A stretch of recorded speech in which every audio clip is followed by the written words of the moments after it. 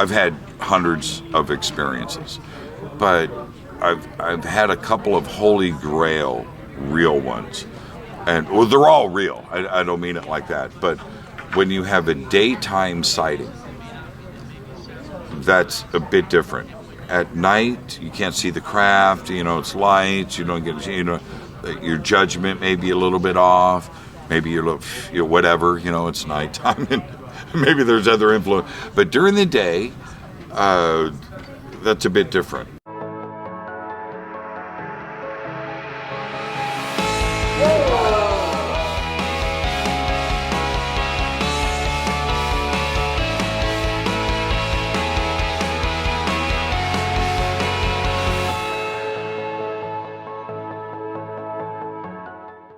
But I thought everybody's mom was like mine. I'm 58 years old. I was born in 1963.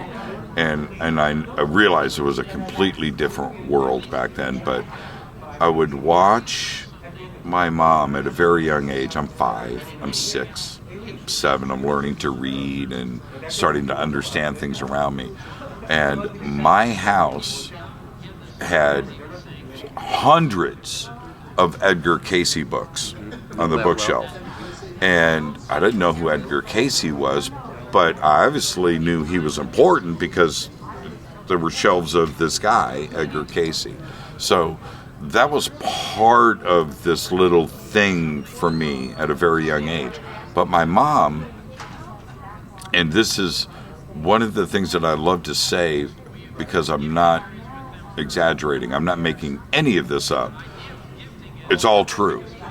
But this is the reality of I would go to bed, get ready for bed. I would go in the dining room and say goodnight to my mom. And she already, at the dining room table, had a ream of blank paper.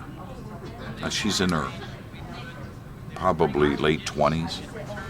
If I'm 5, yeah, she was probably 27, 28. She's a kid. Ream of blank paper. I would wake up in the morning to go to school, and that paper is flipped over, and she did ghost writing all night long.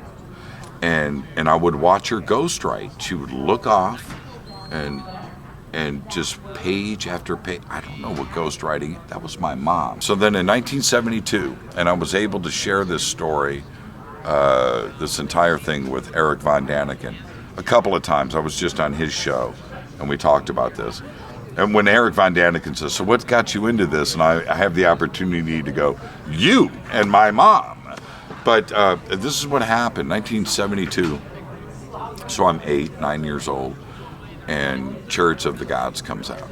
And I see the advertising on TV. I'm all into UFOs. I'm watching Space 1999 and UFO and stuff. And I see the ad, and then I remember a full-page ad in the newspaper, and the commercials on TV, the Nazca lines. I'm like, oh, what? So my mom had the book, and she goes, let's go see the movie. So she takes me to see Chariots of the Gods. And now I get into this career, and I found out that I wasn't unique. So I would have guest after guest after guest after. So what got you into this? Oh, Chariots of the Gods. Eric Von Daniken. My mom gave me the book.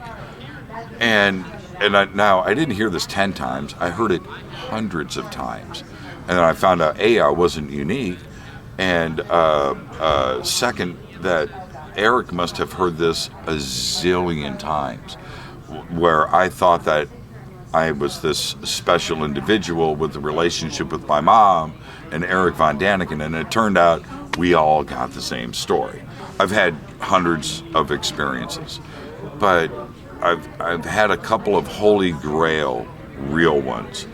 And well, they're all real. I don't mean it like that. But when you have a daytime sighting, that's a bit different. At night, you can't see the craft. It's lights. You don't get. Your judgment may be a little bit off.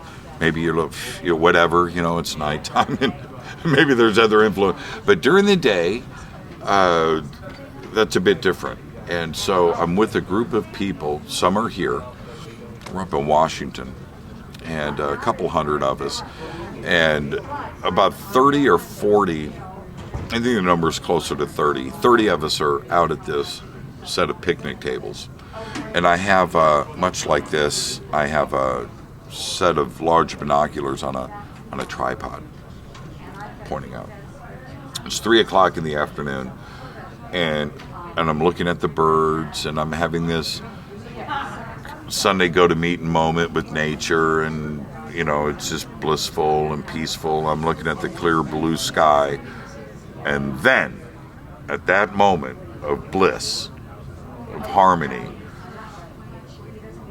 behind this mountain peak that I was looking at the birds, this giant, I'm going to guess and say 400 feet, 500 foot tall beer can floats out behind the mountain, and it's spinning, and it's like this, it's vertical, it's black, 500 feet, maybe 200 feet across, and it's spinning like this, and there's a silver circle that I can see. Now, so the sun, it's razor sharp, crystal clear, but it happens so suddenly because I can see the side of the mountain, and it just comes out. I freak, and I see it, and I kind of absorb it for about a second or two, and I jump up and I'm yelling, pictures, pictures, video, video, and everybody's looking and they see it. And sitting next to me is Steve Murillo from MUFON, fighter pilot, great guy, great friend, very intelligent, director of MUFON LA for 13 years. He's a smart guy. He's sitting next to me. Holy crap, man, it's spinning, right? And so I get back on the binoculars and I look, and now at this point, it's 5 seconds later, I just want to remember what I'm seeing, and I look, and it's razor sharp. So it's chrome on the top, chrome on the bottom, like a giant beer can, and it's doing this spin and this round, giant silver circle. It's there, and it's rotating, and I just remember it. I burn it in, and then I come back off the binoculars. I'm looking at it now with the naked eye. It's a great distance away, clear blue sky, and I'm thinking we're going to see this for the next hour because you know how slow it's going, and it's in the blue sky. And I'm looking, everybody's yelling and screaming and can't believe what is going on. I get back on the binoculars, and it's gone. And I'm trying to move. I just think it's moved out of field of view. Murillo goes, it phased out, man. And everybody's yelling, it disappeared. I'm like, what? And I come back, it's gone. This giant 500-foot thing just vaporized in the sky. And now this is probably the most amazing part. So the whole thing, 10 seconds. But the coolest part about this entire sighting, I didn't see, and that was it disappearing. I didn't get to see that. Seeing it appear, and when this thing comes out behind, nothing made sense to me at that moment. It just I was confused. It wasn't anything that we would expect. It wasn't a flying saucer. It wasn't a cylinder. It wasn't an orb. It wasn't that. It wasn't that. It wasn't the Bob Lazar sport model. It wasn't any of that. It was like a giant beer can that didn't make sense. But I got to see it with my friends collectively, and we did this together. Nothing in the news.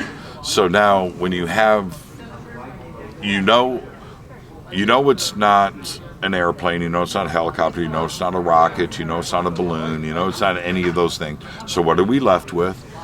Well, it's obviously something else that we can't explain. But nobody else saw it. So was this for me? Right? Was this for us?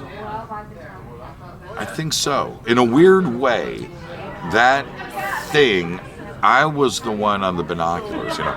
At that moment, I was at that point in the sky, right?